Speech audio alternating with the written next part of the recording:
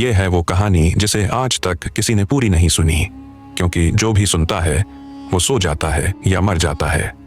उस रात चनाब की लहरों में खून बह रहा था। कोई नहीं जानता कि वो लाल रंग कहां से आया। गांव वाले कहते हैं ये नदी हर साल एक लड़की को निगल जाती है और हर बार वो लड़की एक जैसी दिखती है। सफेद कपड़े, भीगे बाल और कांपता हुआ मिट्टी का घड़ा, और उसकी आंखों में ऐसा डर जैसे वो जानती है कि वो लौटकर कभी नहीं आएगी। लोग डर के मारे रात में चनाब की तरफ नहीं देखते, क्योंकि उन्होंने कई बार किसी को उस पार से बुलाते हुए देखा है और वो आवाज इंसानी नहीं लगती।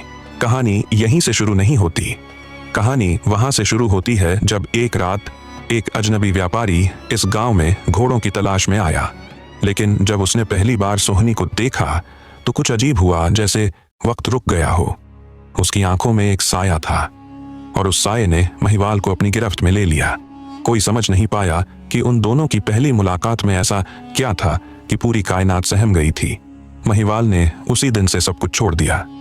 वो गांव से बाहर नदी पार एक झोपड़ी में रहने लगा और हर रात सोहनी चुपचाप अपने घर से निकलती, मिट्टी का घड़ा उठाती और चनाब की काली लहरों को चीरती हुई उससे मिलने जाती। लेकिन जब वो लौटती तो हर बार उसकी पीठ पर कीचड़ के गहरे निशान होते थे, जैसे किसी ने उसे रोकने की कोशिश की हो, मगर वो किसी से कुछ नहीं कहती। रात के तीसरे पहर जब सब सोते, चनाब के पानी में हलचल होती थी।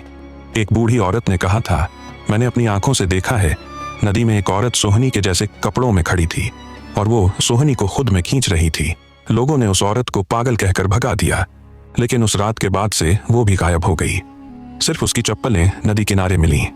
एक रात सोहनी के घर से आवाज आई, मिट्टी का घड़ा टूटा और खून बह निकला।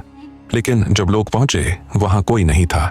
सिर्फ एक दीवार पर उंगली से लिखा था, इस बार वो नहीं बचेगी। उस रात सास ने मिट्टी का घड़ा बदला, उसमें पानी भरा था लेकिन ऊपर से सूखा दिखता था, और सोहनी अपनी मोहब्बत के जुनून में बिना देखे ही उस पर बैठ गई। जैसे ही उसने नदी पार करना शुरू किया, दूर खड़ा महिवाल चिल्लाया, सोहनी मत जा, वो घड़ा नहीं, वो तेरा कफन है। मगर उसकी आवाज नदी में डूब गई। चनाब की लहरें पागल हो गईं। घड़ा बीच नदी में पहुंचते ही फटा और वो लड़की पानी में समा गई। लेकिन कहानी यहीं खत्म नहीं हुई। महिवाल ने चिल्लाते हुए नदी में छलांग लगाई। कुछ लोगों ने दावा किया कि उन्होंने दोनों को एक दूसरे की बाहों में देखा, और उसके बाद चनाब की लहरें अचानक शांत हो गईं। सुबह नदी के किनारे सिर्फ एक चीज मिली, वो टूटा हुआ घड़ा, और उस पर उंगली से लिखा था, हर मोहब्बत चुपचाप नहीं मरती, कुछ कहर बन जाती है। तब से आज तक हर साल एक ही रात एक लड़की मिट्टी का घड़ा उठाकर नदी की ओर जाती है। कोई उसे रोक नहीं सकता, और हर बार जब वो डूबती है तो दूर खड़ा एक साया अपनी बाहें फैलाकर कहता है, अब तो लौट चल। ये सिर्फ प्रेम कहानी नहीं है, ये एक श्राप है जो तब तक जिंदा रहेगा जब तक कोई पूरी रात जागकर ये कहानी सुन नहीं लेता। और तुमने अब ये कहानी शुरू कर दी है, रुको, पीछे मत देखो। अब शायद तुम्हारे सपनों में कोई भीगा हुआ घड़ा लेकर आए और कहे, मुझे इस बार पार ले चलो।